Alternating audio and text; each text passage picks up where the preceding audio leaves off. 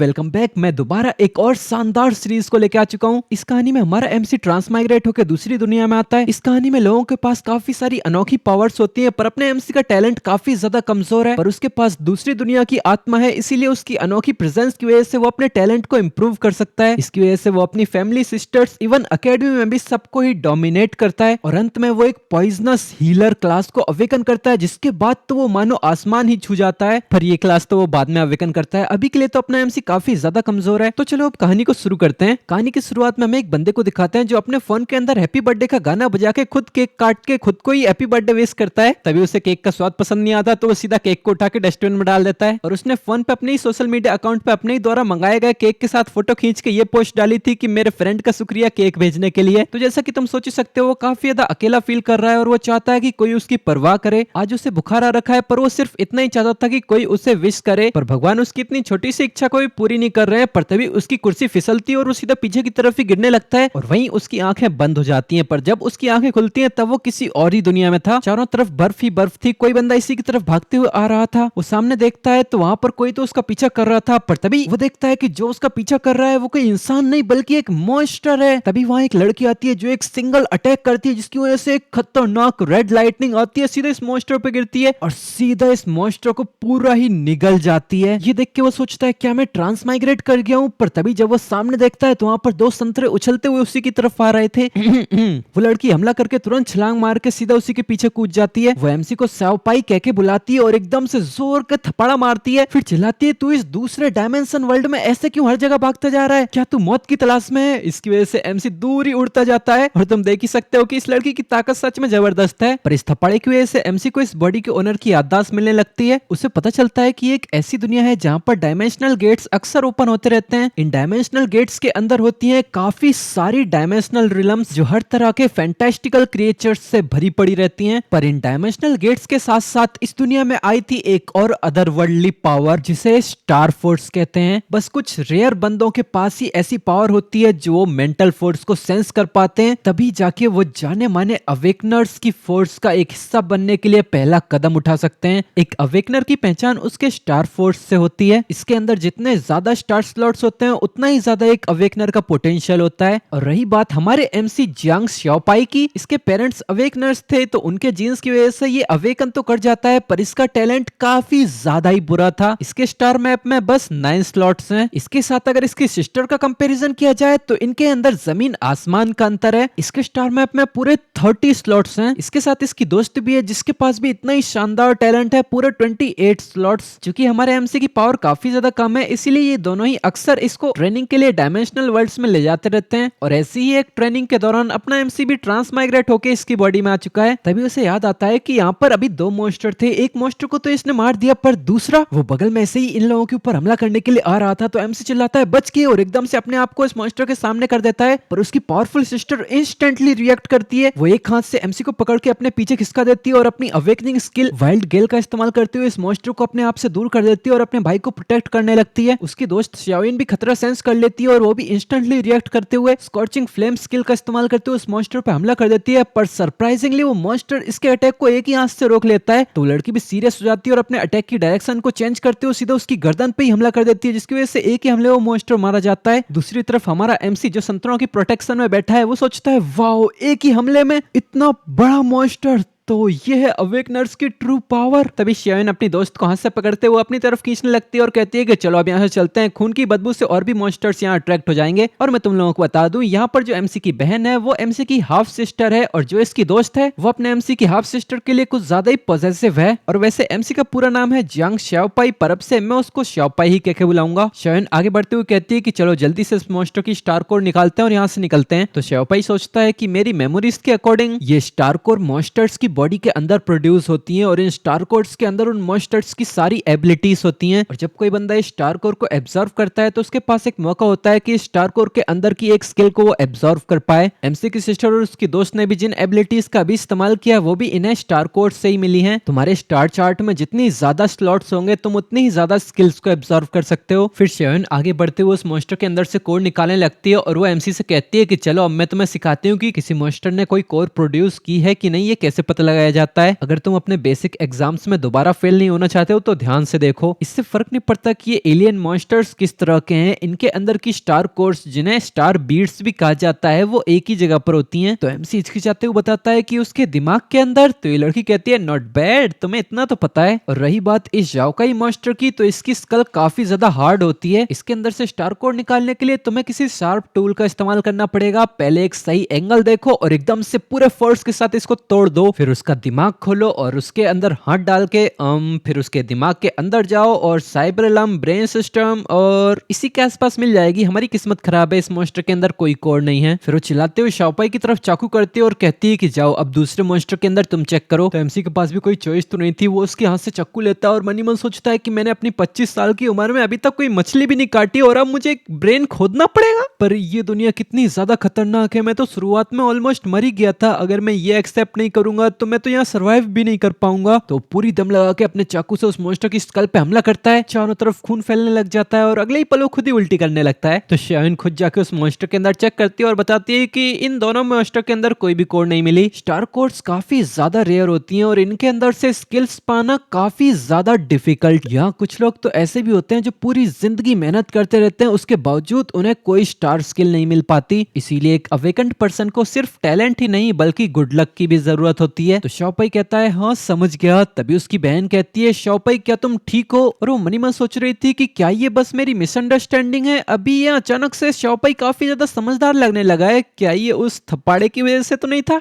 शाओपाई तो एमसी की तरफ मुड़ता है। तभी ये लड़की उसकी तरफ एक स्टार बीट बढ़ाते हुए कहती है कि अभी जब तुम यहाँ आसपास भाग रहे थे तब हम उन मॉन्स्टर्स की बॉडी के अंदर से स्टार बीट्स को कलेक्ट कर रहे थे, तब तो मुझे टाइम नहीं मिला तुम्हें ये देने का। ये व्हाइट घोस्ट विच के अंदर से निकला था, तो फटाफट से तुम इसे एब्जॉर्व कर लो। इस चमचमाते हुए ऑर्ब को देखते हुए एमसी कहता है वाओ तो ये है स्टार बीट। वो अपने सिस्टर के हाथ से स्टार बीट को लेने लगता है और वो मनी मन सोच रहा था एक स्लॉट के अंदर सिर्फ एक ही स्किल आती है और मेरे स्टार मैप के अंदर बस 9 स्लॉट्स हैं, तो मैं बस 9 स्टार स्किल्स को ही हासिल कर सकता हूँ। फिर वो बिना इसकी चाहत के उस कोर को उठा के उसे एब्जॉर्व करने लगता है, जिसकी वजह से एक जोरदार लाइट चमकती है और अगले ही पल वो अपने सी ऑफ कॉन्शियसनेस के अंदर आ जाता है। तभी उसके पास एक और नोटिफिकेशन आती है जिसके अंदर उसके इंटरनल स्टार मैप की पूरी इंफॉर्मेशन दी गई थी। ये देख के शाओपाई सोचता है क्या इंटरनल स्टार मैप, क्या मेरे पास एक से ज्यादा स्टार मैप्स हैं? तभी एकदम से उसको एक जोर का झटका लगता है और उसके पास एक और नोटिफिकेशन आती है। यहाँ पर उसके द्वारा एब्जॉर्व की गई व्हाइट घोस्ट विच की कोर के बारे में इंफॉर्मेशन दी गई थी। इस कोर की क्वालिटी है ब्रास लेवल की। इसके अंदर 2 स्किल्स हैं। पहली स्किल है ब्लेसिंग, जिससे एमसी धीरे धीरे करके टारगेट की वाइटैलिटी को रिस्टोर करता रह सकता है। दूसरी है बेट, जिससे एमसी एक इल्यूजन बना के अपने एनिमी को कंफ्यूज कर सकता है और ये दोनों ही स्किल अपग्रेड हो सकती हैं। फिर उससे पूछा जाता है क्या तुम इस कोर को एब्जॉर्व या मर्ज करना चाहते हो? ये देख के एमसी हैरानी से सोचता है हे भगवान, इस इंटरनल स्टार मैप के अंदर आइडेंटिफिकेशन फंक्शन भी है। यहाँ पर तो ये भी पॉसिबल होता है कि भले ही एक बंदे को कोई स्टार कोर मिल भी जाए पर पूरी जिंदगी तक एब्जॉर्व करने के बाद भी उसे एक भी स्किल ना मिले, पर मैं इसे डायरेक्टली एब्जॉर्व कर सकता हूँ। और डायरेक्ट का मैं तो इसे कॉम्बिनेशन में एब्जॉर्व कर रहा हूँ। ये स्टार कोर तो मेरे मैप का बस एक ही स्लॉट होल्ड करेगा, पर इस स्टार कोर के अंदर 2 स्किल्स है, मतलब एक कोर के अंदर मैं 2 स्किल्स से रख रहा हूँ। फिर वो तुरंत ही इस कोर को एब्जॉर्व करने के लिए हाँ कर देता है, जिसकी वजह से वो कोर तुरंत ही टुकड़ों में बिखर जाती है और उसके अंदर एब्जॉर्व हो जाती है। फिर एकदम से वो रियलिटी में आ जाता है, जो देख के सिस्टर कहती है कैसा रहा, क्या तुमने कोई स्किल पाई? एमसी जवाब भी देने वाला होता है, तभी उसकी दोस्त एकदम से इनको रोकती है और कहती है हे अलर्ट रहना, कोई आ रहा है। उसकी बहन तुरंत शाओपाई को पकड़ लेती है, पर शाओपाई को तो कुछ भी समझ में नहीं आ रहा था। तो उसकी दोस्त बताती है कि यहाँ पर एक हंटिंग टीम इसी तरफ आ रही है। तभी हमें एक हंटिंग टीम को दिखाते हैं जिसके ऊपर एक शानदार सा बेंच भी चमक रहा था, मतलब ये लीगल और सर्टिफाइड टीम है। तभी इस टीम के कैप्टन के पास एक बंदा आता है और वो बताता है कैप्टन यहाँ पर 2 मॉन्स्टर्स की डेड बॉडी पड़ी है, ये दोनों जरूर अपने झुंड से अलग हो गए होंगे और दूसरी किसी हंटिंग टीम ने इसका शिकार कर लिया। ये लोग काफी सारी फालतू बातचीत करते हैं, पर इस सब से हमें इनके मकसद का पता चल जाता है। ये लोग यहाँ व्हाइट घोस्ट विच के बच्चे को पकड़ने आए हैं। ये लोग ऐसे ही काफी ज्यादा क्रूअल बातचीत कर रहे थे, जैसे कि किसी और के पास कोई बीट दिखे तो उन्हें मार के उनकी बीट छीन लो, बच्चे को दिखे तो बच्चे भी चुरा लो। मतलब सर्टिफाइड और लीगल टीम है, उसके बावजूद ऐसी बातचीतें कर रहे हैं। पर इन लोगों के आने से पहले यहाँ अपने एमसी और उसकी टीम एक जगह पर छुप चुकी थी। ये लोग ऐसी हंटिंग करते हुए काफी ज्यादा दूर निकल जाते हैं, तभी जाके ये तीनों राहत की सांस लेते हैं। फिर शाओपाई पूछता है कि ये लोग व्हाइट घोस्ट विच के बच्चे और स्टार कोर को छीनना क्यों चाहते हैं? तो शाइन बताती है तू बेवकूफ, तुझे इतना भी नहीं पता कि व्हाइट घोस्ट विच कितनी ज्यादा रेयर होती है। इन व्हाइट घोस्ट की कंपैरिजन में व्हाइट घोस्ट विच काफी ज्यादा रेयर होती है। एक व्हाइट घोस्ट के झुंड में बस एक ही व्हाइट घोस्ट विच होती है। और तो और व्हाइट घोस्ट विच की कोर के अंदर मेडिसिनल टाइप स्किल्स होती हैं। इस दुनिया में मेडिसिनल टाइप स्किल्स सबसे ज्यादा कम है, तो इसका मतलब इसकी वैल्यू भी काफी ज्यादा है। मार्केट के अंदर एक व्हाइट घोस्ट की स्टार कोर का प्राइस 500 से 800 के लगभग होगा, पर व्हाइट घोस्ट विच की स्टार कोर का प्राइस 200,000 से भी ज्यादा हो जाता है। इतना बड़ा डिफरेंस जान के तो एमसी काफी ज्यादा हैरान हो जाता है, एकदम से चिल्लाता है क्या। तो उसकी सिस्टर कहती है कि ये ध्यान में रखना, एक डायमेंशनल स्पेस के अंदर तुम्हें क्रिएचर्स के साथ साथ इंसानों से भी सावधान रहने की जरूरत होती है। अवेकनर्स की बॉडी के अंदर भी स्टार बीड प्रोड्यूस होता है, ऑल्दो इनके अंदर कोई स्किल्स नहीं होती, पर इनके अंदर जो स्टार एनर्जी होती है वो इन क्रिएचर्स से भी ज्यादा होती है। अब ये जान के तो एमसी को और भी बड़ा झटका लगता है और वो सोचता है क्या मतलब अवेकनर्स के अंदर भी कोर होती है, तो क्या यहाँ पर मारे जाने का खतरा और भी ज्यादा नहीं बढ़ जाता। अब कोई शक नहीं, हमें यहाँ ऐसे छुपना पड़ा। आखिर में किस तरह के नर्क में ट्रांसमाइग्रेट होके आ गया हूँ, या तो मॉन्स्टर्स के हाथों मारो जाओ या फिर इंसान के हाथों। तभी उसकी सिस्टर इसके सर पे हाथ फेरते हुए कहती है कि चलो अब यहाँ से चलते हैं, अब अंधेरा होने वाला है और शाओयन और मेरी भी स्टार एनर्जी लगभग खत्म होने वाली है, तो सेफ्टी रीजंस के लिए अंधेरा होने से पहले हम सप्लाई पॉइंट पे पहुंच जाते हैं। फिर ये लोग ऐसे ही चलते रहते हैं और 2 मिनट के बाद का सीन दिखाया जाता है। यहाँ पर अब भी ये लोग आगे बढ़ते जा रहे थे। यहाँ पर एमसी की सिस्टर इसकी तरफ देखते हुए सोचती है शाओपाई का मूड अभी थोड़ा सा ऑफ लग रहा है, क्या इसीलिए कि उसे व्हाइट घोस्ट विच के कोर के अंदर से कोई स्किल नहीं मिली। तो उसकी सिस्टर इसको दिलासा देते हुए कहती है कि भले ही तुम्हें उसकी कोर के अंदर से कोई स्किल ना मिली हो, पर फिर भी तुम्हें ज्यादा चिंता करने की जरूरत नहीं है। तो एमसी मनी मन सोचता है अरे नहीं, मैं तो यहाँ इस दुनिया की कठिनाइयों से डर रहा था। फिर वो इससे कहता है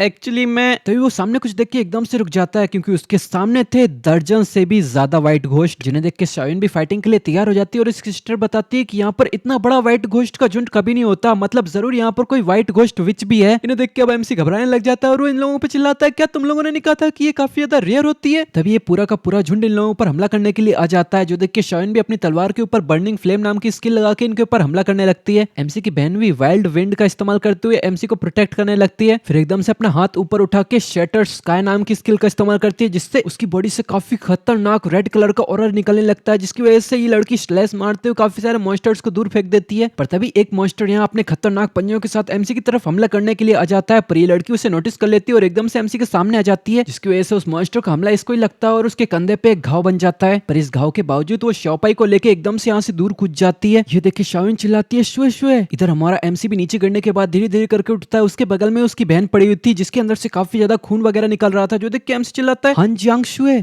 शुए तुम ठीक हो ना। फिर उसे एकदम से याद आता है कि उसे अभी भी एक स्किल मिली थी ना, तो तुरंत ही अपनी ब्लेसिंग स्किल का इस्तेमाल करता है, जिसकी वजह से उसके अंदर से एक रेड कलर का ऑरा निकल के सीधा ही शाओशुए के अंदर जाने लगता है। ये फील करते हुए ये लड़की कहती है ये कितनी अजीब सी फीलिंग है, जैसे स्टार एनर्जी का बहुत बड़ा अमाउंट मेरी बॉडी के अंदर ही आता जा रहा है, मेरे घाव भी हील होते जा रहे हैं इतनी तेजी से, ये कितना इची है और मेरी पूरी बॉडी काफी ज्यादा वार्म फील हो रही है, जैसे कि मैं किसी हॉट स्प्रिंग में नहा रही हूँ। तभी वो रियलिटी में एकदम से आंखें खोलती है और वो कहती है ये कितनी गर्म है। इसकी इस हालत को देखते हुए एमसी सोचता है क्या इसके साथ हो क्या रहा है। पर दूसरी तरफ से वो मॉन्स्टर्स भी छलांग लगाते हुए सीधे इन लोगों की तरफ ही हमला करने के लिए आ रहे थे। पर इन मॉन्स्टर्स को सेंस करके ये लड़की भी एकदम से अलर्ट हो जाती है और पूरे गुस्से में वाइल्ड विंड्स को रिलीज करने लगती है। पर बगल में शाओपाई कुछ देख के हैरान था, क्योंकि उसके सामने उसकी सिस्टर के पीछे एक बहुत ही शानदार सा सिंबल था और ये है हन जियांग शुई का स्टार मैप, मतलब एमसी की बहन का ही नाम ही है। तो अब से हम एमसी की बहन को श्याओ शुई ही कह के बुलाएंगे। एमसी का नाम शाओपाई और इसकी बहन का श्याओ शुई। तो इधर अब श्याओ शुई अपना स्टार मैप रिलीज करने के बाद अपना शैटरिंग द स्काई स्किल का इस्तेमाल करती है, जिसके बाद तो उसके हाथ से एक जबरदस्त वर्लपूल सा निकलने लगता है, जो सीधा का सीधा उन मॉन्स्टर्स को डिवावर ही करने लगता है और एक ही हाथ की वेव से उन सबको मारने के बाद वो इस वर्लपूल को बंद कर देती है। धीरे धीरे करके वो पूरा का पूरा वर्लपूल क्लोज हो जाता है और इसके क्लोज होने के बाद एमसी के पास एक नोटिफिकेशन आती है कि तुमने अपना फर्स्ट किल किया है व्हाइट घोस्ट का, जिससे तुम्हें एक स्किल पॉइंट मिलता है। ऐसे स्किल पॉइंट पाके एमसी हैरान हो जाता है, पर तभी शाओयन भागते भागते आती है और शाओयू का नाम पुकारते हुए कहती है कि थैंक गॉड तुम ठीक हो। तभी शाओयू अपनी स्किल को एक्टिवेट करते हुए कहती है कि दुश्मनों पर फोकस करो। फिर वो अपने हाथों में फ्लेम्स बनाते हुए फ्लेम एक्सप्लोजन का इस्तेमाल करते हुए इन मॉन्स्टर पर शूट कर देती है, जिसकी वजह से इस मॉन्स्टर के पीछे एक जोर का धमाका होता है और ये लड़की चिल्लाती है कि मेरी स्टार एनर्जी ज्यादा लंबे समय तक नहीं टिक पाएगी, हमें इसे जल्द ही खत्म करना पड़ेगा, व्हाइट घोस्ट विच को ढूंढो और खत्म करो उसे। इधर हमें इन मॉन्स्टर्स के पीछे व्हाइट घोस्ट विच को भी दिखाया जाता है, जो इन सारे के सारे मॉन्स्टर्स को बफ दे रही थी। वो भी अपनी ब्लेसिंग स्किल का इस्तेमाल कर रही थी, वैसी स्किल जो अभी एमसी ने यूज की, बस इसका कलर व्हाइट जैसा है। इसकी वजह से सारे मॉन्स्टर्स रिकवर करते जा रहे थे और अपना एमसी ये देख के कहता है व्हाइट घोस्ट विच अब हीलिंग स्किल का इस्तेमाल कर रही है, ऐसा नहीं चलेगा, हम जल्दी थक जाएंगे ऐसे तो। फिर अपनी बहन से कहता है कि वाइल्ड विंड का इस्तेमाल करते हो मुझे आसमान की तरफ उड़ाओ। ये सुनकर उसकी बहन भी राजी हो जाती है और वो अपनी वाइल्ड विंड्स का इस्तेमाल करके एमसी को आसमान में उड़ाने लगती है। ऊपर से एमसी ढूंढने लगता है कि वो विच है कहाँ। थोड़ी देर ढूंढने के बाद उसे सामने दिख भी जाती है, क्योंकि यहाँ पर कोई पेड़ वेड़ तो थे नहीं, वहां पर बस 2 व्हाइट घोस्टी इस विच को प्रोटेक्ट कर रहे थे। इसे देख के एमसी इशारा करते हुए चिल्लाता है कि उस तरफ साउथ वेस्ट के अंदर 200 मीटर्स। तो ये लड़की चिल्लाती है साउथ वेस्ट की तरफ के सारे मॉन्स्टर्स को मार के उस तरफ चलो। तो अब शाओयू और शाओपाई दोनों ही साउथ वेस्ट की तरफ जाने लगते हैं, पर यहाँ शाओयन तो ऑलरेडी साउथ वेस्ट में थी, जो पहले ही अपनी भारी तलवार लेके आगे पहुंच चुकी थी। फिर वो एकदम से छलांग लगाते हुए अपने आप को फायर से कवर करते हुए फ्लेमिंग आर्क का इस्तेमाल करते हुए सीधा उस स्विच की तरफ हमला करती है। उसका हमला सीधा उस स्विच की तरफ ही जाता है, पर तभी वो विच वहीं से गायब हो जाती है, जो देख के लड़की चिल्लाती है ये तो बस एक बेट था। बेट मतलब चारा, और अपने एमसी के पास भी ये स्किल है, इसीलिए अपने एमसी को ये पहले ही पता चल गया था। तो असली विच के पास आते हुए चिल्लाता है कि असली वाला यहाँ पर है। एमसी को अपनी तरफ आता देख के ये विच एक इविल स्माइल देता है और एकदम से अपने दोनों चमचों को एमसी को मारने के लिए भेज देता है। ये देख के शाओयू और शाओइन दोनों ही काफी हैरान हो जाते हैं और शाओपाई को आवाज लगाते हैं, पर यहाँ ये दोनों ही मॉन्स्टर सीधा इसकी तरफ हमला कर देते हैं। पर जब इन दोनों का हमला एमसी पे लगता है तो वो उसके आर पार हो जाता है और उसकी बॉडी धीरे धीरे करके गायब हो जाती है, जो देख के शाओइन चिल्लाती है क्या ये तो एक बेट था। तो ये है वो स्टार स्किल जो शाओपाई ने एब्जॉर्व की है। पर ये देख के तो शाओयू की आंखें फटी की फटी रह जाती है, वो अपने दांत पीसते हुए चिल्लाती है कि ये कैसे पॉसिबल है, उसने तो साफ साफ अभी ब्लेसिंग स्किल का इस्तेमाल किया था, तो मतलब उसने तो ब्लेसिंग एब्जॉर्व की थी ना। इधर अपना रियल एमसी सीधा इस स्विच के पीछे आ चुका था और वो इससे कहता है नो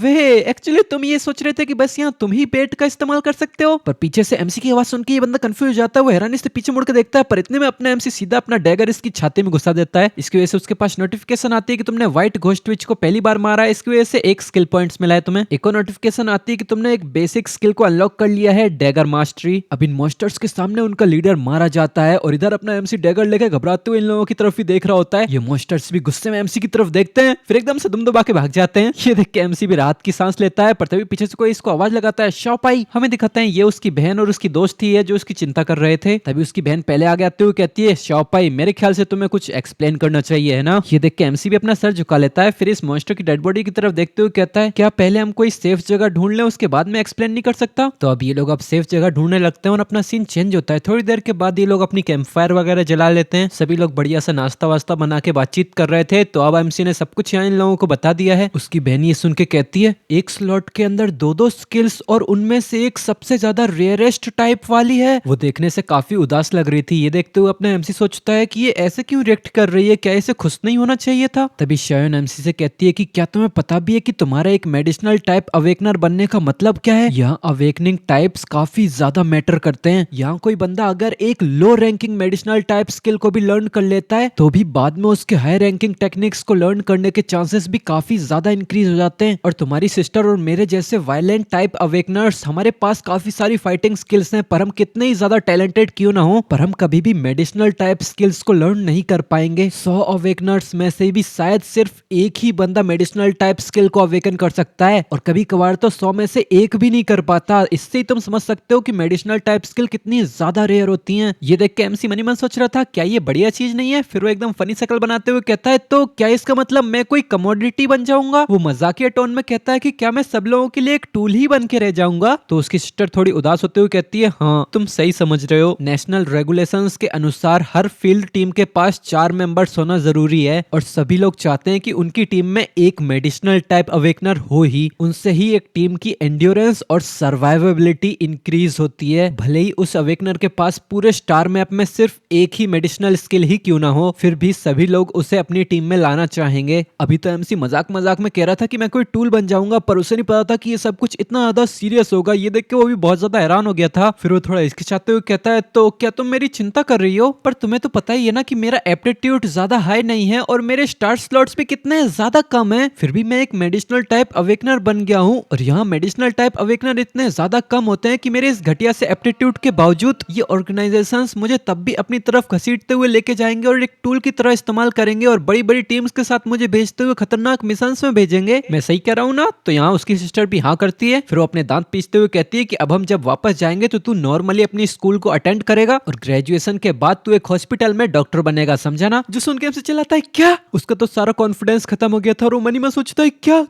ये इस बेकार सी बात को ऐसे क्यों बोल रही है कि जैसे ये बहुत ही ज्यादा इंप्रेसिव है। मुझे तो लगा था कि मैं एक गॉड बनने के रास्ते में चल रहा हूँ, पर ये रास्ता तो हॉस्पिटल के लिए जाता है। तभी शोयू ऐसे कहती है हे ओवर प्रोटेक्टिव होने की भी एक लिमिट होती है, शाओपाई के फ्यूचर के रास्ते को उसे खुद ही डिसाइड करने दो। तो शोयू कहती है हाँ मुझे भी इस फैक्ट के बारे में पता है, पर फिर वो एकदम से चुप रह जाती है और अपना सर झुका लेती है। ये देख के पहले एमसी कुछ नहीं बोलता, फिर वो भी अपना सर झुकाता है और फिर वो कहता है हाँ चलो ठीक है, अब इसके बारे में चिंता मत करो, मैं अभी बस 16 साल का हूँ। तो शोयू भी कहती है अरे हाँ तुम सही कह रहे हो, अभी तो फ्यूचर बहुत ही ज्यादा लंबा है, इसके बारे में चिंता करने की जरूरत नहीं है। फिर सुयुन अपनी दोस्त को टीज करते हुए कहती है कि चलो चलो आज हमने जो चीजें पाई हैं उनको काउंट करते हैं। फिर वो एमसी से कहती है कि और तू जल्दी जाके सो जा और सुबह जल्दी जागना, फिर हम तुझे ट्रेनिंग पे लेके जाएंगे। ये देख के एमसी मुस्कुराते हुए कहता है हाँ ठीक है मैं समझ गया। और वो मनी मन सोच रहा था ओ तो ऐसा लगता है जब कोई तुम्हारी परवाह करता है। मैं अपनी पिछली जिंदगी में ऐसी फीलिंग के बारे में चाहत करते करते ही मर गया, पर ये फीलिंग सच में अच्छी है। तो अब ऐसे ही समय गुजरता जाता है, सुबह हो चुकी है और एक और व्हाइट घोस्ट इनके टेंट पे हमला करने के लिए आ चुका है। तो यहाँ पर सुइन कहती है शाओपाई जा आगे फाइट कर, पर यहाँ इन दोनों के बीच में साइज का डिफरेंस ही देख के एमसी की फट के 64 हो रखी थी। वो घोस्ट धाड़ते हुए सीधा एमसी पे टूट पड़ता है, पर शाओपाई कम नहीं था, वो अपने सामने बेट छोड़ के पीछे भाग लेता है, पर उसके अटैक की वजह से उसके गाल पे एक स्क्रैच पड़ जाता है। वो मास्टर बिना देरी किए फिर से एमसी के ऊपर हमला करने के लिए आता है। तो एमसी भी इधर बड़ी मेहनत से डॉज करते हुए अपने हाथों से इसको ब्लॉक करता है। फिर वो एक अज़ुरे फ्लैश नाम की स्किल का इस्तेमाल करके यहाँ से दूर हट जाता है। ये दोनों भी पीछे से इस फाइट पे नजर रखे हुए थे। तभी शयन सुयुए से कहती है क्या तुम अभी इस बारे में चिंता कर रही हो कि तुम्हें व्हाइट घोस्ट विच की स्टार बीट उसे नहीं देनी चाहिए थी एब्जॉर्व करने के लिए? तुम्हें तो बल्कि इसके बारे में खुश होना चाहिए। इस पूरी बाइजियांग लैंड के अंदर व्हाइट घोस्ट विच की कोर से बेहतर फाउंडेशनल कोर कहीं नहीं मिलेगी। तो शयू थोड़े उदासी भरे एक्सप्रेशंस के साथ कहती है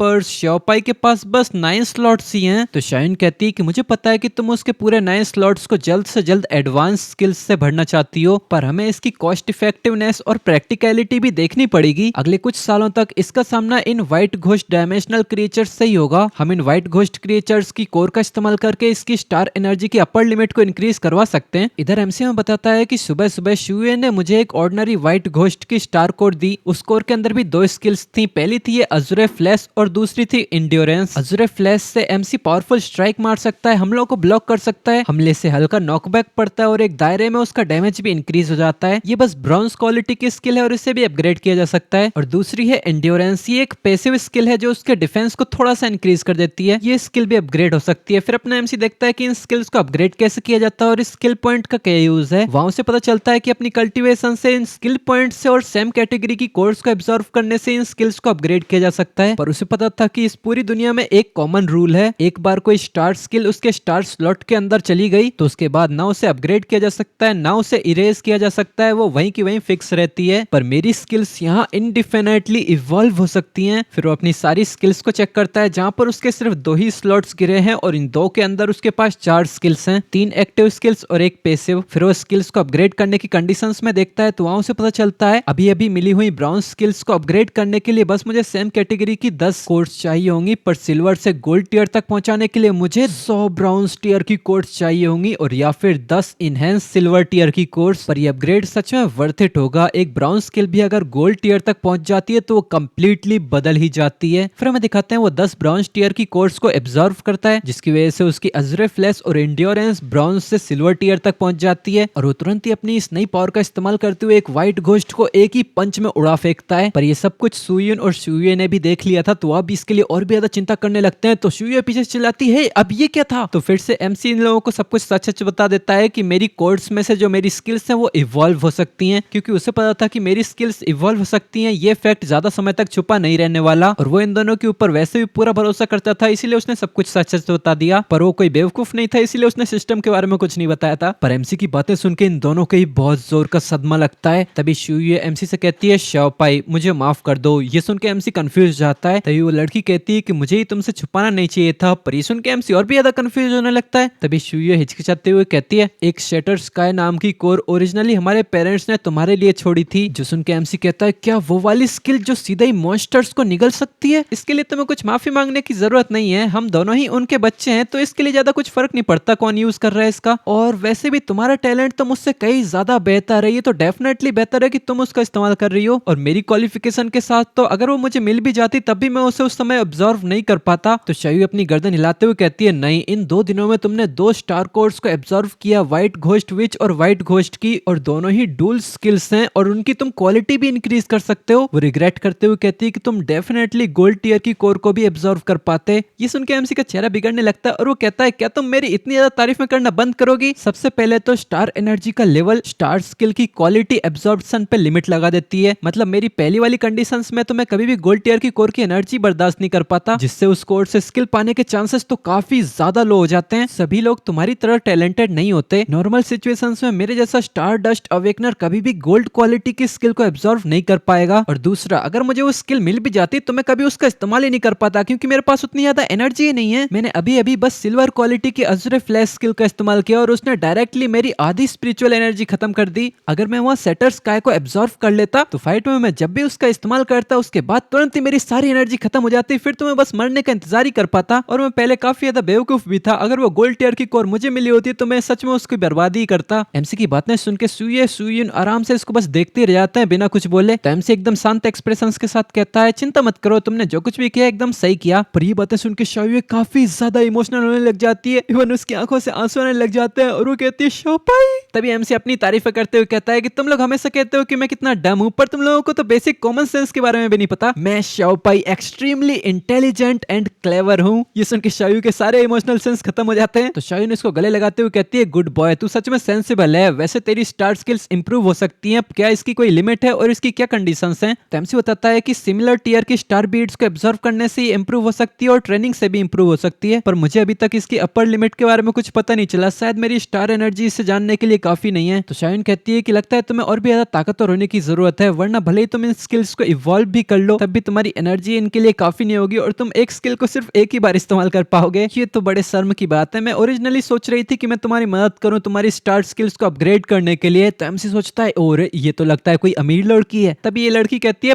पर अपने पास एक सुपर ट्रेजर रखना एक क्राइम है, तो तुम ऐसे ही कैजुअली किसी के भी सामने अपने टैलेंट का बखान करते नहीं रह सकते। तुम्हारी स्किल्स की क्वालिटी तो बाद में इंप्रूव होती रहेगी, पर स्कूल में एंटर करने के बाद तो तुम्हें कभी न कभी अवेकनर टीम को ज्वाइन करना ही होगा। वो टीम मेंबर्स तुम्हारे साथ पूरे 3 सालों तक स्कूल में रहेंगे और इवन कॉलेज में भी। अगर तुम ध्यान से अपने टीम मेंबर्स को चूज नहीं करोगे तो तुम्हारी पूरी टीम खत्म कर दी जाएगी। तो एमसी एकदम डल लुक के साथ कहता है, क्या मैं तुम दोनों की टीम को ज्वाइन नहीं कर सकता? तो शुइन बस ना में हाथ हिलाने लग जाती है, जो सुन के एमसी कंफ्यूज हो जाता है। तो एमसी सोचता है, क्या मैंने कुछ गलत बोल दिया? तभी वो कहता है, क्या हुआ, क्या मैं कुछ गलत कह रहा हूँ? जो सुन के तो ये दोनों ही काफी ज्यादा हैरान हो जाते हैं। फिर एकदम से शुइन कहती है, अरे हाँ, मैं तो भूल ही गई थी, ऐसा भी तो किया जा सकता है। फिर ऐसे ही अपना सीन चेंज होकर रात की तरफ आता है। इन लोगों ने फिर से टेंट लगा लिया है और शुइन कहती है, शाओपाई, जैसा कि मैंने कहा था, इन डायमेंशनल वर्ल्ड्स में रिलायबल टीममेट्स काफी ज्यादा इंपॉर्टेंट होते हैं। ऐसे स्ट्रॉन्ग टैलेंट के साथ तुम डेफिनेटली इस दुनिया में काफी ज्यादा नाम कमाओगे। इन हाई स्कूल के 3 सालों में हमें ज्यादा चिंता करने की जरूरत नहीं है कि तुम्हारा टैलेंट एक्सपोज हो जाएगा। बस ध्यान रखना, इन 3 सालों में तुम्हें अपनी स्टार स्किल्स की क्वालिटी को इंप्रूव नहीं करना है। इसीलिए मेरे पास एक सजेशन है शाओपाई, तुम डायरेक्टली अपने हाई स्कूल से जंप करके सीधा 3rd ईयर में आ जाओ और डायरेक्टली हमारी टीम को ज्वाइन कर लो। ये सुन के तो शाओपाई भी हैरान हो जाता है और शाहीन कहती है कि इससे तुम्हारा हाई स्कूल का टाइम भी छोटा हो जाएगा और इन कॉलेज के 4 सालों में हम डेफिनेटली तुम्हें एक ऑलराउंड एक्सपर्ट बना देंगे। और तो और शाओपाई एक मेडिसिनल अवेकनर है, ऐसा बंदा हमारी टीम में रहेगा तो हमारे मिशंस में भी हमें सेफ्टी मिलेगी। हमारी एबिलिटीज के साथ इसे प्रोटेक्ट करना ज्यादा डिफिकल्ट भी नहीं होगा।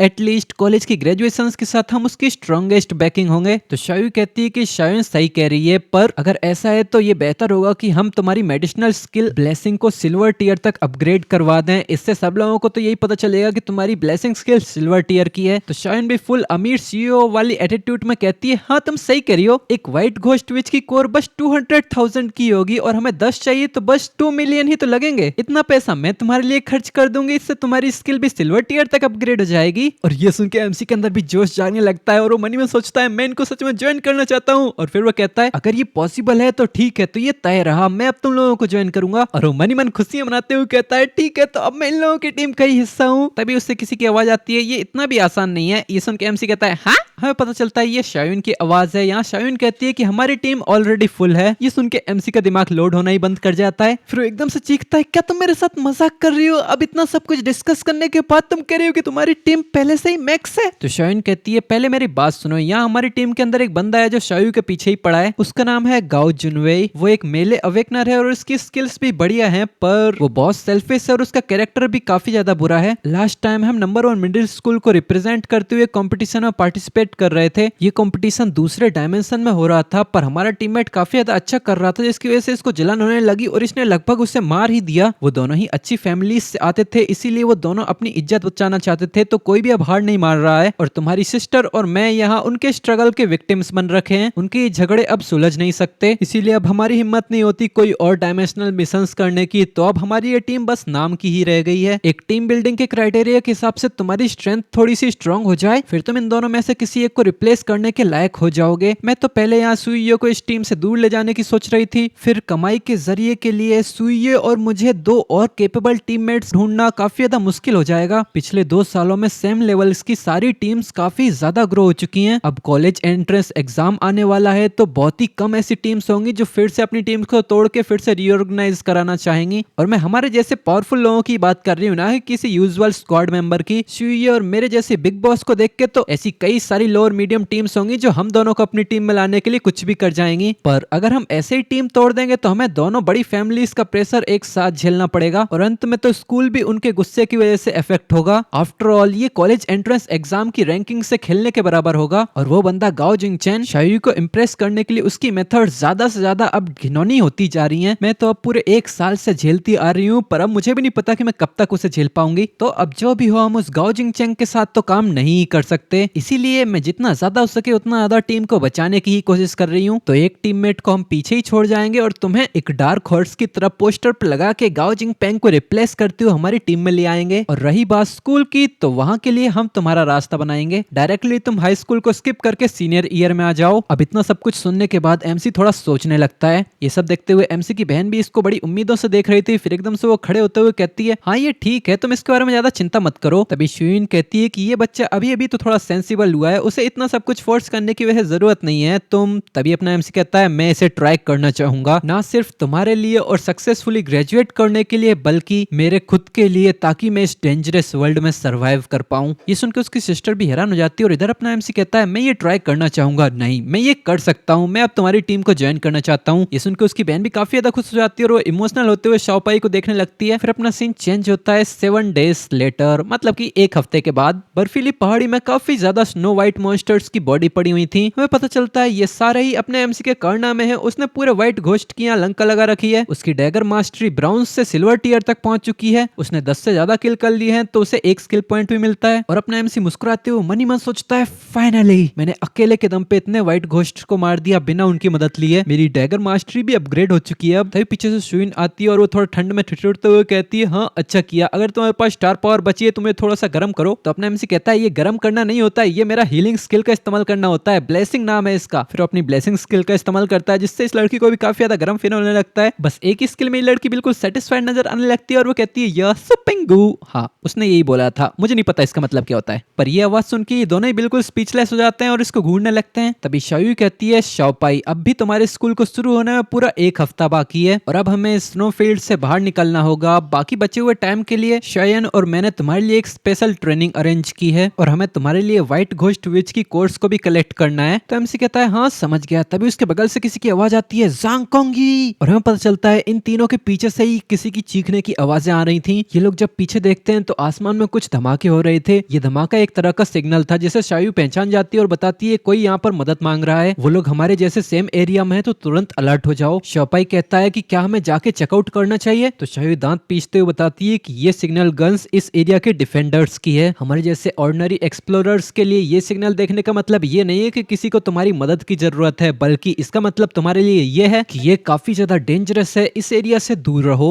और हमें सामने दिखाते हैं व्हाइट घोस्ट क्रिएचर्स का एक बहुत ही बड़ा झुंड एक टीम का पीछा कर रहा था और इस टीम में सबसे आगे भाग रहे बंदे के पास इन्हीं व्हाइट घोस्ट का एक बच्चा भी था। इन्हें देख के शायू चिल्लाती कि ये सभी लोग हमारी डायरेक्शन में आ रहे हैं, सभी लोग छुप जाओ और कोई मूवमेंट्स मत करना मेरे ऑर्डर के बिना। ये सुन के एमसी और शायन भी हाँ कर देते हैं। इधर इनकी टीम वाला एक बंदा कहता है, कैप्टन हम उनका बच्चा चुरा के लाए हैं तो ऐसा तो हो ही नहीं सकता कि हम इनके झुंड से इतनी आसानी से बच के निकल पाए। इसी के बगल वाला एक बंदा कहता है, अगर ऐसे ही चलता रहा तो गार्डियंस के आने से पहले हम लोग मारे जाएंगे और मेरी तो सारी स्टार एनर्जी ऑलमोस्ट खत्म ही हो गई है। तो इनकी टीम का कैप्टन अपने दांत पीसते हुए कहता है, फिर वो अपने हाथ में एक एक्सप्लोसिव फ्लेम नाम की स्किल को जनरेट करता है और एकदम से अपने टीममेट की ओर फेंक देता है। ये देख के तो उसके टीममेट को भी एक जोर का झटका लगता है और वो कहता है, टीम कैप्टन। तो सामने से उसका कैप्टन कहता है, तुम चिंता मत करो, जब मैं वापस जाऊंगा तो मैं फैमिली को रिपोर्ट करूंगा कि तुमने अपने अंत तक बहादुरी से फाइट की, पर अंत में तुम दुश्मनों से हार ही गए। फिर वो अपने टीममेट को व्हाइट घोस्ट के सामने ही छोड़ के भाग जाता है और व्हाइट घोस्ट को अपनी तरफ आते हुए देख के ये बंदा भी जोर की चीख लगाता है। वो भी अपनी टीम की तरफ हाथ आगे बढ़ाता है इस उम्मीद में कि कोई उसे बचाएगा, पर अंत तुम खुद ही इमेजिन कर सकते हो। वो व्हाइट घोस्ट अपने बच्चे को बचाने के लिए उसकी तरफ टाइम वेस्ट भी नहीं करते और सीधा इसको कुचल के निकल जाते हैं। और ये सब कुछ अपने एमसी और उसकी टीम के सामने ही हुआ था। इन सारे व्हाइट घोस्ट के जाने के बाद शाओपाई कहता है कि ये तो व्हाइट घोस्ट नाइट वॉक के जैसा है, शायद ये कोई परेड वरेड सा होता होगा। शायू भी अपने दांत पीसते हुए कहती है कि जो टीम अभी यहाँ से निकल के गई है ये सब कुछ इस वैली में इसी लोगों की वजह से हो रहा है। इन लोगों ने यहाँ इतना बड़ा कमोशन क्रिएट कर दिया, लगता है इन लोगों को व्हाइट घोस्ट विच का कोई बच्चा मिल गया। तो शाओपाई कहता है कि अब हम क्या करें। तो शायू कहती है,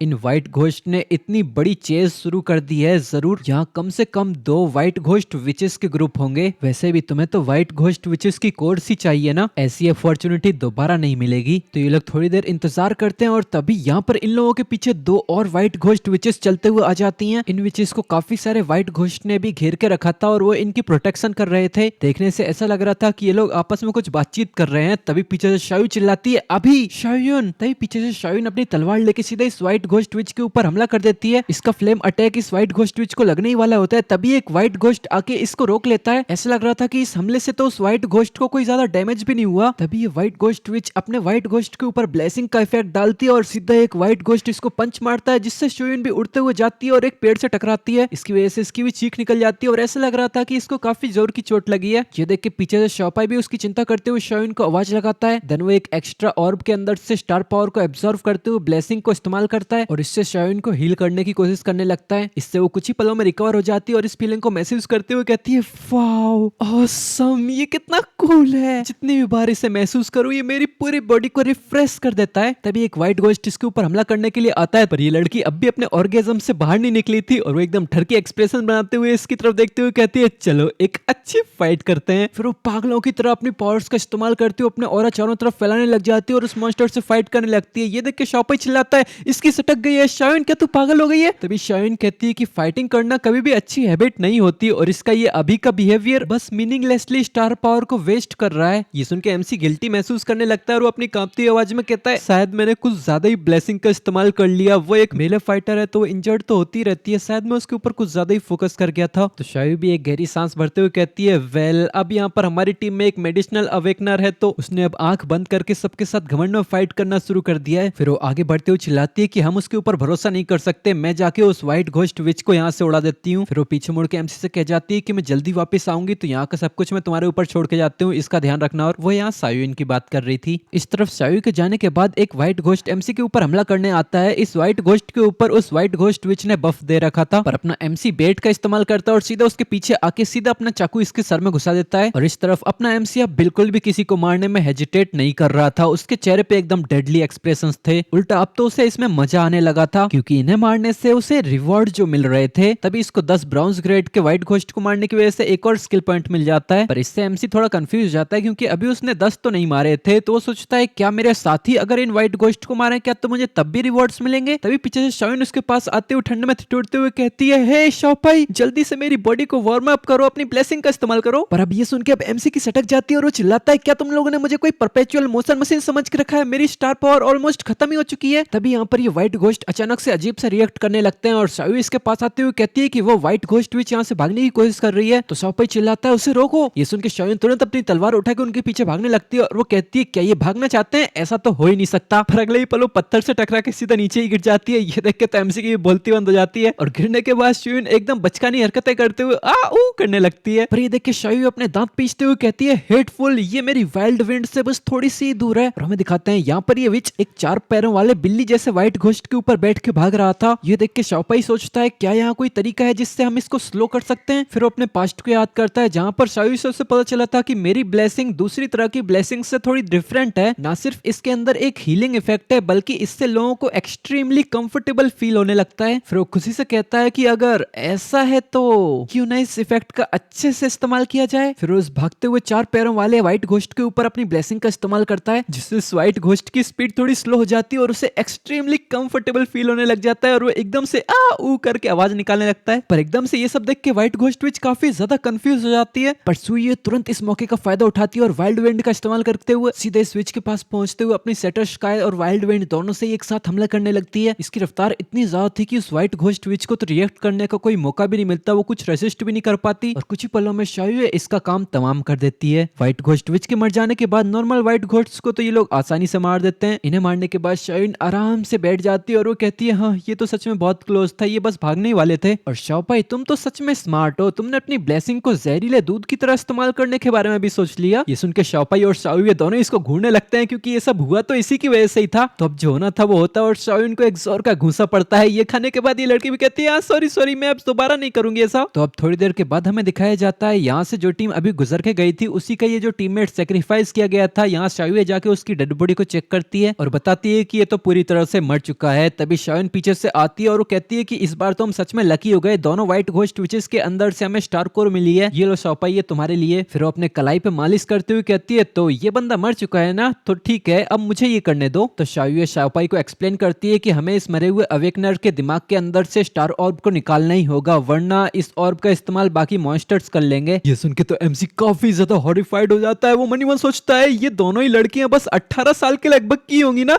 ये लोग लोगों के दिमाग को ऐसे खोद रहे हैं जैसे ये आइसक्रीम खोद रहे हो। तभी शाओयू हंसते हुए कहती है कि चलो यहाँ से चलते हैं, अब व्हाइट घोस्ट विचेस मर चुकी हैं तो नॉर्मल व्हाइट घोस्ट हमें मारने के लिए यहाँ तो डेफिनेटली वापस नहीं आएंगे। जो सुन के शाओपाई भी हिचकिचाते हुए कहता है हाँ ठीक है बढ़िया। तभी ये लोग जब आगे बढ़ते हुए देखते हैं तो वहां पर और भी लोगों की ऐसी डेड बॉडीज पड़ी थी, जो देख के अपना एमसी कहता है क्या ये सभी लोग मर चुके हैं। इतनी डेड बॉडीज देख के एमसी थोड़ा होल्ड बैक करने की कोशिश तो करता है, पर अंत में इसे उल्टी आने ही लगती है। पर शाओयू इसे इग्नोर करती है और बताती है कि ये बस खुद के द्वारा किया गया घाव ही है, क्योंकि इस व्हाइट घोस्ट विच के बच्चे के ऊपर इनकी क्लैन का मार्क है, तो ये लोग कहीं भी भाग लें ये व्हाइट घोस्ट विचेस इनको ट्रैक डाउन करके इन्हें हंट जरूर करेंगी। अगर इन्होंने उस बच्चे को जाने दिया होता तो शायद ये लोग सरवाइव करने के एक मौके को हासिल कर पाते। फिर इधर शाओयू कहती है कि इन लोगों की बॉडी के ऊपर कोई भी स्टार बीड्स क्यों नहीं है, क्या इन लोगों के पास थोड़े बहुत भी स्टॉक में नहीं थे। तो शाओयू कहती है कि इतने सारे व्हाइट घोस्ट इन लोगों का पीछा कर रहे थे, अगर इन लोगों के पास एक दो स्टार बीड्स थी भी तो इन लोगों ने उन्हें एब्जॉर्व कर लिया होगा। तभी शाओयू कहती है हाँ तो क्या हुआ, वो इंसानों की स्टार कोर मुझे दो। तो शाओयू भी उन इंसानों के दिमाग से निकाली हुई कोर को निकालती है और वो शाओपाई की तरफ दिखाते हुए कहती है ये देखो ये इंसानों की डेड बॉडी से निकाली गई है, क्या तुम्हें इससे डर नहीं लग रहा। तो शाओपाई इस कोर को हाथ में लेते हुए सोचता है देखने से तो ये किसी मॉन्स्टर की कोर से बिल्कुल भी डिफरेंट नहीं लग रही है, शायद इन मॉन्स्टर्स और इंसानों की कोर्स के अंदर सिर्फ एक ही डिफरेंस है कि इंसानों की कोर के अंदर से हम स्किल्स को एब्जॉर्व नहीं कर सकते। तभी एमसी के पास डिंग करके सिस्टम की नोटिफिकेशन आती है कि एक स्टार कोर को डिटेक्ट किया गया है, इसके अंदर से स्किल्स को एब्जॉर्व किया जा सकता है। ये सुन के तो एमसी के पसीने छूटने लग जाते हैं और वो काफी ज्यादा हैरान हो गया था और वो कहता है क्या नो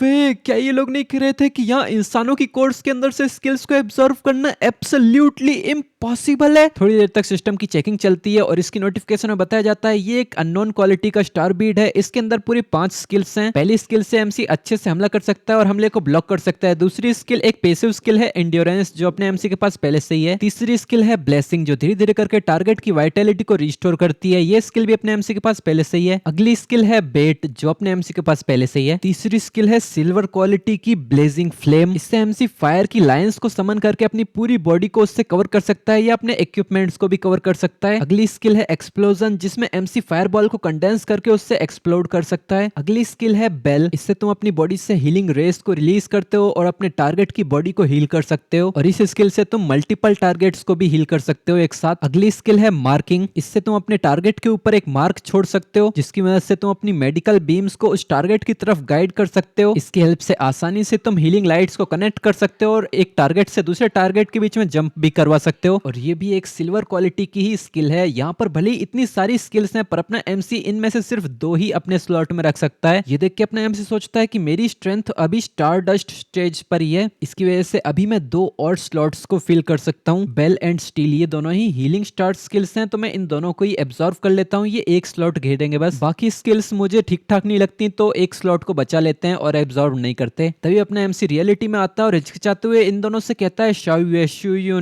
मैं मुझे इस इंसान के स्टार कोर के अंदर से भी मेडिकल स्किल्स सेंस हो रही हैं, मेरे ख्याल से मैं इसके अंदर से स्किल्स को एब्जॉर्व कर पाऊंगा। ये सुन के तो ये दोनों ही काफी ज्यादा कंफ्यूज हो जाते हैं और वो कहते हैं क्या तुमने क्या बोला, तुम इंसानों की कोर्स के अंदर से भी स्किल्स को एक्सट्रैक्ट कर सकते हो। ये न्यूज डेफिनेटली बाकी अवेकन्ड लोगों के लिए अच्छी नहीं है। शाओयू कहती है शाओयू ये तो सच में काफी ज्यादा शॉकिंग और आउटरेजियस है, तो क्या तुमने बस मेडिसिनल स्टार स्किल्स को ही सेंस किया और बाकी स्किल्स। ये देख के अपना एमसी सोचता है मैं हमेशा से ही चीजों को अपने तक ही छुपा के रखता आया हूँ, आखिर मैं इन लोगों को अपने इनर स्टार मैप के बारे में तो नहीं बता सकता। तो कहता है कि मैं शायद बस पर्टिकुलरली मेडिसिनल टाइप स्किल्स के लिए ही सेंसिटिव हूँ। आज मैं जहाँ भी हूँ उसके लिए मैं तुम दोनों पे ही निर्भर होके आया हूँ। एक टीम मेंबर के तौर पे हम लोग एक क्लोज किट कम्युनिटी इंटरेस्ट हैं, यहाँ जितना काम होगा उतनी ही डिस्ट्रीब्यूशन भी होगी। ये स्टार बीड्स शाओयू को ही बिलोंग करना चाहिए। तो शाओयू इसकी तरफ थोड़ा झुकती है और मुस्कुराते हुए कहती है कि अब तो ये ज्यादा पोलाइट होने की जरूरत नहीं है, फटाफट इसको एब्जॉर्व करो और हम लोगों को भी अपनी आंखें खोल के कुछ नया देखने दे, अगर तू सच में इसमें सक्सेसफुल हो जाता है तो ऐसा कहा जा सकता है कि मैंने अपने लिए एक फ्यूचर गोल्डन थाई ढूंढ ली हो। गोल्डन थाई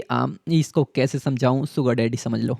तो शाओपाई भी अब ज्यादा पोलाइट नहीं बनता और तुरंत ही उस बीड को तोड़ देता है अपने हाथों में और उसकी पावर को एब्जॉर्व करने लगता है और तुरंत ही उन स्किल्स को एब्जॉर्व करने के बाद उन्हें यूज भी कर लेता है, जिसकी वजह से उसके अंदर से काफी सारी रेस निकलने लगती हैं। फिर वो इन रेस को इन दोनों से कनेक्ट कर देता है, जिससे इन दोनों की बॉडी सील होने लगती है। ये देख के शाओन कहती है कि ये तो सच में बेल और मार्किंग स्टील स्किल है और दोबारा एक ही स्लॉट में दो दो स्किल्स, ये बंदा तो सच में काफी जबरदस्त है। तो इसके बाद हमारा सीन चेंज होता है, हमें गार्डन कम्युनिटी का सीन दिखाते हैं। यहीं पर ही इन लोगों के रहने की जगह है, मतलब शायद यही शाओपाई और चायुए का घर है। ये लोग अब घर पे आ चुके हैं और अपना एमसी यहाँ पर सब कुछ देखने लगता है और अपनी फैमिली फोटो की तरफ देखते हुए वो इमोशनल से होने लगता है। उसे कुछ समझ में नहीं आता तो अपना सर घुसाने लगता है। तभी शाओयुए कहती है मॉम डैड हम वापस घर आ चुके हैं। अब स्नोफील्ड की इस ट्रिप के बाद शाओपाई काफी ज्यादा सेंसिबल हो चुका है। क्या आपको पता है कि शाओपाई इनक्रेडिबली टैलेंटेड है। 3 स्टार स्लॉट्स के अंदर 1 स्टार स्किल्स और हर स्लॉट के अंदर 2-2 स्किल्स रखी हैं उसके पास। तभी एमसी थोड़ा सा हड़बड़ाते हुए पीछे हटने लग जाता है और वो कहता है कि मैं वापस अपने रूम में जाता हूँ थोड़ी चीजों को पैक पुक करने के लिए। अगर अभी फटाफट जाके मैंने शावर नहीं लिया तो मुझे अंदर से बहुत ज्यादा बदबू आने लग जाएगी। तो एमसी फटाक से यहाँ से भाग के अपने रूम की तरफ जाने लगता है और उसकी बहन बस इसको देखती रह जाती है। फिर वो बगल में मम्मी पापा की फोटो की तरफ देखते हुए कहती है कि मम्मी पापा शाओपाई भी एक दिन जरूर आप ही की तरह चमकदार सितारा बनेगा। एक सिस्टर के तौर पे क्या मैं सच में उसको प्रोटेक्ट कर पाऊंगी?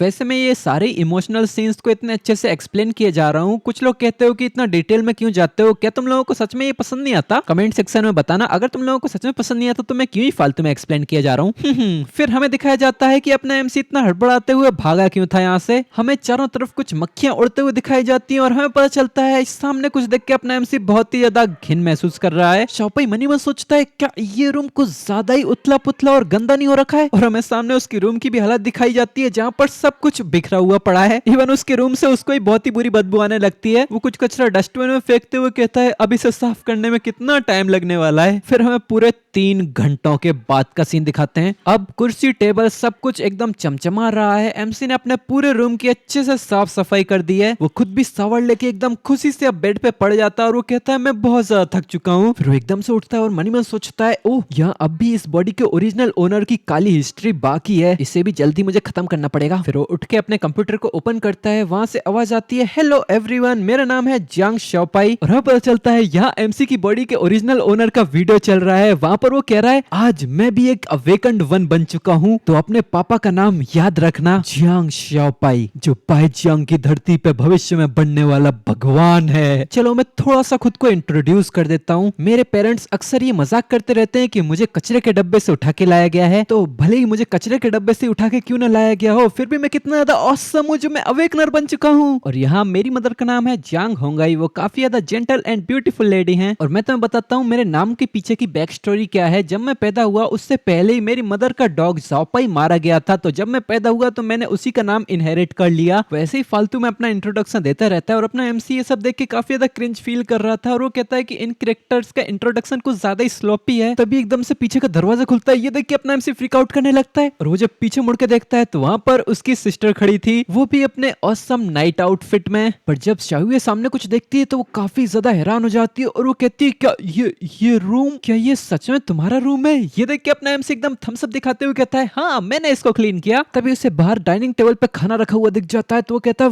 वाओ। वो फट से सब कुछ बंद करते हुए सीधा डाइनिंग टेबल पे पहुंच जाता है और वो कहता है कितनी अच्छी खुशबू आ रही है। वो कुछ ज्यादा एक्साइटेड था क्योंकि उसने अपनी पास्ट लाइफ में सिर्फ इंस्टेंट नूडल्स ही खाए थे। तभी सिस्टर को चावल परोसते हुए कहती है कि कल शायुन तुम्हें पिकअप करने के लिए आ जाएगी, 5 दिन की स्पेशल ट्रेनिंग, वहां पे मिलिट्री ट्रेनिंग के फाइनल डेज चल रहे हैं तो तुम उन्हीं के साथ कीप अप कर लेना। तो एमसी चावल लेते हुए कहता है क्या मिलिट्री ट्रेनिंग के फाइनल डेज, तो मैं वहां पर क्यों जा रहा हूँ, क्यों ना हम कुछ और दिनों तक साथ में ही ट्रेनिंग करें, वहां पे सभी लोगों के साथ मिलिट्री ट्रेनिंग लेने से अच्छा 1-on-1 यहाँ पर ट्रेनिंग ले तो ये ज्यादा इफेक्टिव नहीं रहेगी। तो शायु कहती है नहीं तुम्हें मिलिट्री ट्रेनिंग के अंदर पार्टिसिपेट करना ही होगा और ध्यान रहे तुम्हें मिलिट्री ट्रेनिंग परेड के अंदर भी चमकना है अच्छा खासा, बस इसी तरीके से तुम्हें ये क्वालिफिकेशन मिल सकती है जिससे तुम हमारी टीम को ज्वाइन कर पाओ। चलो पहले खाना खा लेते हैं फिर शायन तुम्हें लेने के लिए आ जाएगी। अरे हाँ अपने सोशल मीडिया पे से ये वियर्ड से व्लॉग्स डिलीट कर दो। तो उसके बारे में इमेजिन करते ही एमसी अपने शर्म के मारे मुंह छुपाने लग जाता है और वो कांपती हुई आवाज में कहता है हाँ डिलीट हो रहा है वो सब कुछ। फिर शायु एमसी के खाने की प्लेट में और मीट डालते हुए कहती है कि अच्छे से खाना खाओ तुम्हें और बॉडी भी बनानी है। अब तो एमसी को तो ये खाना पहले से काफी ज्यादा स्वादिष्ट लग रहा था तो अब और भी ज्यादा खुशी से खाने लग जाता है और वो कहता है घर के खाने की तो बात ही अलग है। और 20 मिनट के अंदर उसने इसमें 5 प्लेट खत्म कर दी थी। फिर वो खुद इसको धोने के लिए लेके जाता है और कहता है कि तुम आराम करो, मैं ये सब कुछ खुद धो दूंगा। इसका ये एटीट्यूड देख के शयू भी इसको मुस्कुराते हुए देखने लगती है। तो अब इधर शॉपाई बढ़िया सीटियां बजाते हुए बर्तन धोने लग जाता है और बर्तन धोते धोते उसकी नजर जाती है इनकी फैमिली फोटो पर, जहाँ पर इसके बचपन की फोटो थी। ये मिलने के बाद वो और भी करीब आते हुए इसको ध्यान से निहारने लगता है और वो मनी मन सोचता है,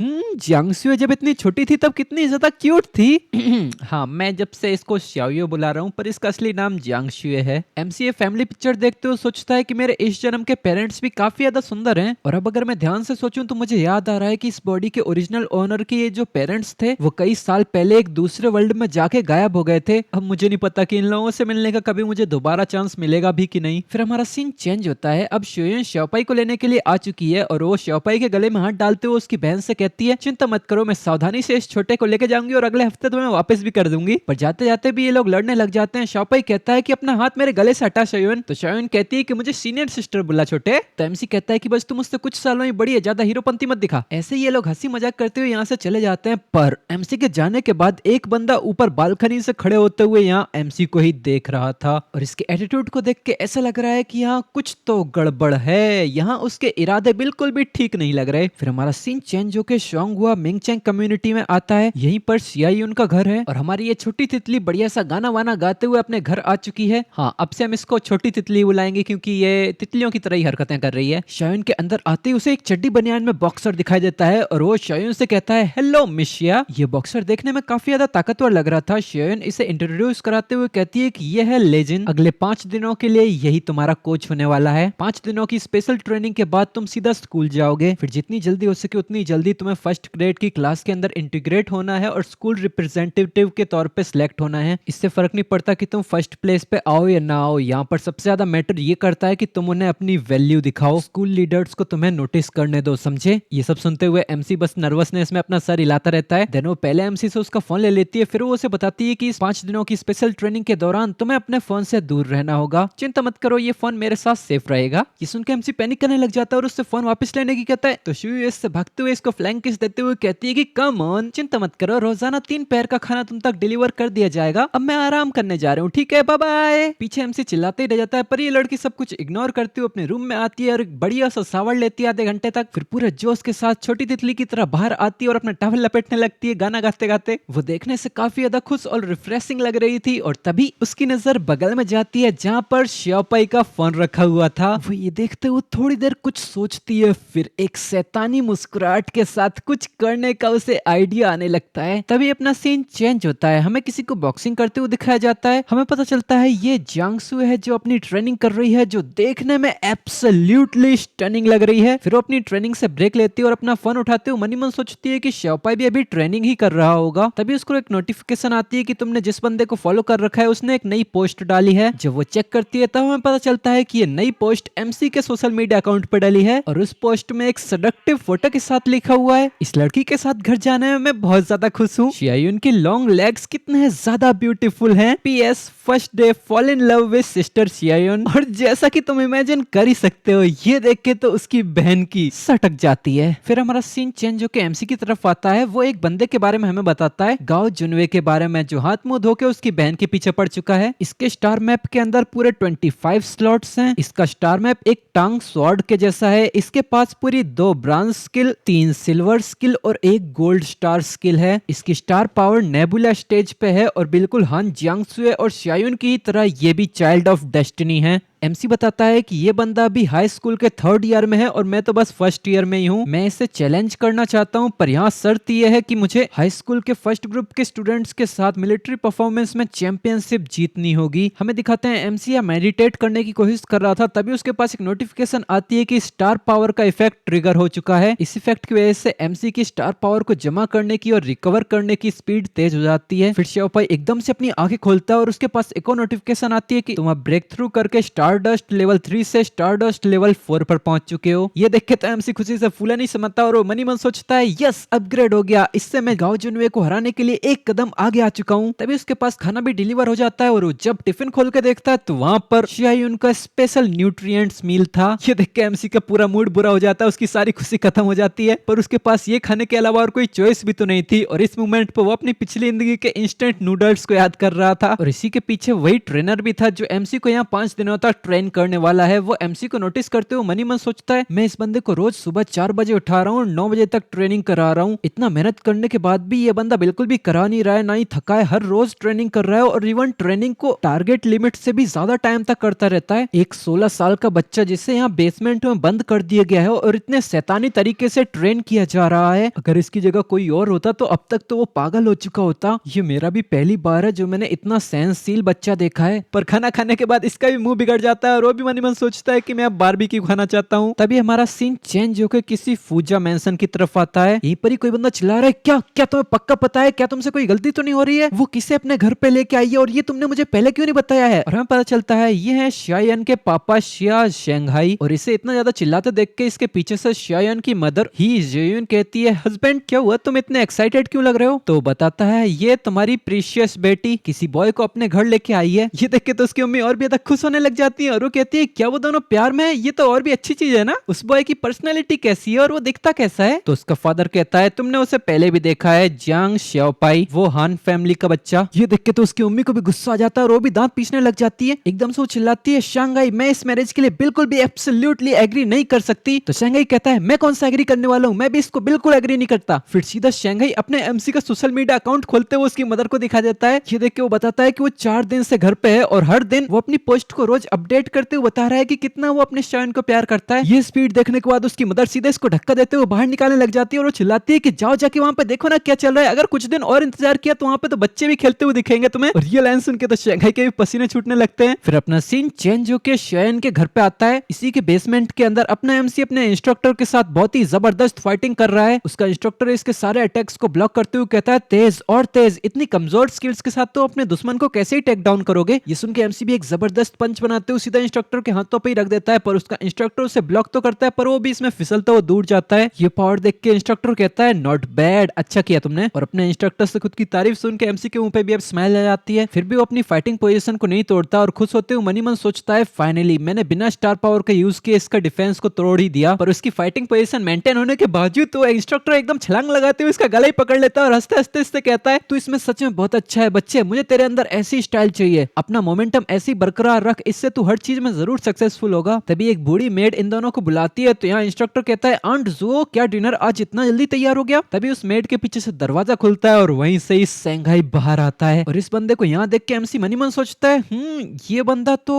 तभी हमें 10 मिनट पहले का सीन दिखाते हैं। कोई दरवाजे पे आता है, एक मेड जाके दरवाजा खोलती है तो वहां पर उसे दिखाई देता है मिस्टर जिया, जिसे हम शांघाई बुलाएंगे। शांघाई अंदर आते ही मेड से पूछता है कि यान यान कहाँ है। तो मेड बताती है कि 3 दिन पहले यंग लेडी मिस जियांग सुए के साथ गई है, उन्होंने कहा था कि वो दोबारा किसी स्नो फील्ड में जा रही हैं। ये सुन के शांघाई के चेहरे पे मुस्कान आ जाती है और वो कहता है ये तो बढ़िया है, वो बच्ची कम से कम सेंसिबल तो है और वो लड़की हान फैमिली की जियांग सुए, उसके पास अच्छा खासा टैलेंट है, इसे उसी के साथ होना चाहिए। क्या इन दिनों घर में कोई बदलाव आए हैं। ये सुन के मेड कहती है ये 4 दिन पहले एक बच्चा हमारे घर में सेटल हुआ है। हाँ पर मिस्ट्रेस ने उसे सीधा बेसमेंट के अंदर ही डाल दिया, वो तब से ही वहीं पर ही और बाहर नहीं आया। पर ये सुन के तो शांघाई और भी ज्यादा घबरा जाता है और वो इसके पीछे मुड़ते हुए कहता है हाँ इसने उसे बेसमेंट के अंदर इम्प्रिजन कर रखा है, इलीगल डिटेंशन। बेसमेंट का सुन के उसे अपने एमसी का बचपन का फिगर याद आने लगता है जिसे किसी ने बेसमेंट में बंद कर रखा है और वो मनी मन सोचता है मेरी कीमती बच्ची ने किसी और के बच्चे को अपने ही घर में बंद करके रखा है। भले यहाँ सबको पता है कि जियांग श्याओपाई का बिहेवियर बहुत ही ज्यादा घटिया है, पर फिर भी आफ्टर ऑल वो मेरे बेस्ट फ्रेंड का बेटा है। मैरिज के साथ डिसएग्री करना तो एक चीज है पर तुम ऐसे किसी बच्चे को अब्यूज तो नहीं कर सकते। तभी ये मेड बताती है कि मिस शांघाई यंग लेडी ने उस बच्चे के लिए एक पर्सनल ट्रेनर को हायर किया है, वो दोनों एक साथ बेसमेंट में ही रहते हैं और रोजाना ट्रेनिंग करते हैं। हर दिन जब भी मैं उन दोनों के लिए खाना लेके जाती हूँ तो मुझे वो बच्चा पूरी तरह से पसीनों में नहाया हुआ, लात घूंसों से पिटा हुआ ही मिलता है। ये सुन के तो शांघाई और भी ज्यादा हैरान हो जाता है और वो चिल्लाता है क्या ज़ाओपाई ट्रेनिंग। तो मेड कहती है हाँ क्या आप नीचे जाके देखना चाहते हो, वैसे भी अब डिनर का टाइम हो चुका है तो आप भी यहीं रह के डिनर कर लीजिए और अंधेरा होने से पहले उस बच्चे को भी इतने दिनों के बाद सूरज के दर्शन करा देते हैं। तो शांघाई कहता है चलो अब मैं यहाँ आ ही चुका हूँ तो चल के देख ही लेता हूँ वो लोग वहाँ कर क्या रहे हैं। और वो मनी मन सोचता है कि मुझे अपना इन्फॉर्मर बदलना होगा। उसने बस इतना बताया कि यान यान ज़ाओपाई को अपने घर लेके आई है, उसने ये क्यों नहीं बताया कि वो अपने साथ एक पर्सनल ट्रेनर भी लेके आई है। फिर अपना सीन चेंज होकर रियलिटी में आता है जहाँ पर शांघाई इन लोगों को देखते हुए कहता है क्या ये लोग तो सच में ट्रेनिंग कर रहे हैं। इधर अपना एमसी इस बॉडी के ओरिजिनल ओनर की मेमोरीज खंगालते हुए इनसे कहता है अंकल शिया। तो शांघाई कहता है कि हमें मिले ऑलमोस्ट 10 साल हो चुके हैं, मुझे नहीं लगा था कि ज़ाओपाई को मैं अब भी याद हूँ, ऊपर आ जाओ और थोड़ा आराम कर लो, इन सालों में अंकल ने तुम्हारे ऊपर बहुत ही कम ध्यान दिया है, ये तो अंकल की गलती है। तो अपना एमसी सर खुजाते हुए कहता है अरे नहीं अंकल शिया आप तो कुछ ज्यादा ही सीरियस हो रहे हो। और वो मनी मन सोच रहा था कि इस बॉडी के ओरिजिनल ओनर की इनरिस्पॉन्सिबल पर्सनैलिटी को देखते हुए ये लोग तो सच में बहुत अच्छे हैं जो इन्होंने मेरे साथ साथ जांग शुए को नहीं जोड़ा और शाओयुन को उसके साथ ही रहने दिया। तो अब सूरज ढल चुका है और ये लोग अपने बेसमेंट से भी बाहर आ चुके हैं। इंस्ट्रक्टर बढ़िया अंगड़ाइयां लेते हुए चिल्लाता है, वूहू, ये सूरज तो सच में इनडिफिनिटली ब्यूटीफुल है, मुझे तो आज बारबेक्यू खाना ही होगा। वो बगल में कह देता है कि मैं बारबेक्यू खाने जा रहा हूँ तो मेरे लिए खाना मत बनाना घर पे। दूसरी तरफ अपने एमसी की भी आंखें चमक रही होती हैं कुछ चीजों को देख के और वो कहता है बीबीक्यू। हमें दिखाते हैं वो अपने अंकल के साथ सड़क पे आया था और वहां पे वो बारबेक्यू को देख के बिल्कुल लार टपकाने लगता है। ये देख के उसका अंकल भी इसकी तरफ घूरने लगता है पर अंत में वो इससे बीबीक्यू दिला ही देता है और श्याओपाई पूरे मजे में सबका स्वाद लेते हुए मुंह भर के सब कुछ खाने लगता है। एक ड्रिंक पीते हुए उसका अंकल भी ये सब कुछ देख रहा था और फिर वो कहता है तुम्हें इतना बदला हुआ देख के तुम्हारे अंकल काफी ज्यादा खुश हैं। आई थिंक अगर ये तुम्हारे पेरेंट्स को पता चलेगा तो वो भी काफी ज्यादा खुश होंगे। ये सुन के एमसी सोचता है कि इस बॉडी के ओरिजिनल ओनर के पेरेंट्स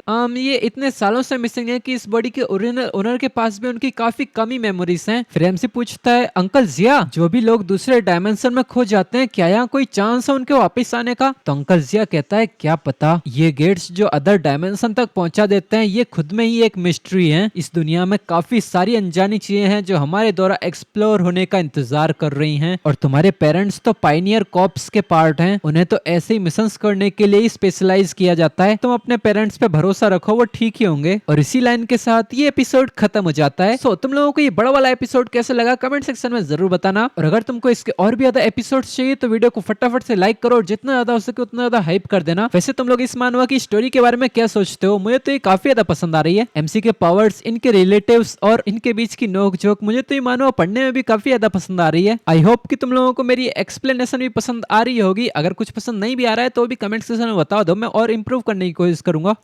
आई थिंक इतना काफी है, वरना तुम लोग गालियां दोगे लास्ट में, इतना ज्यादा टाइम पास क्यों करते रहता है? चुपचाप जाने देना। ठीक है तो जाने देता हूँ। तो चलो अब मिलते हैं तुमसे इसके नेक्स्ट एपिसोड तक के लिए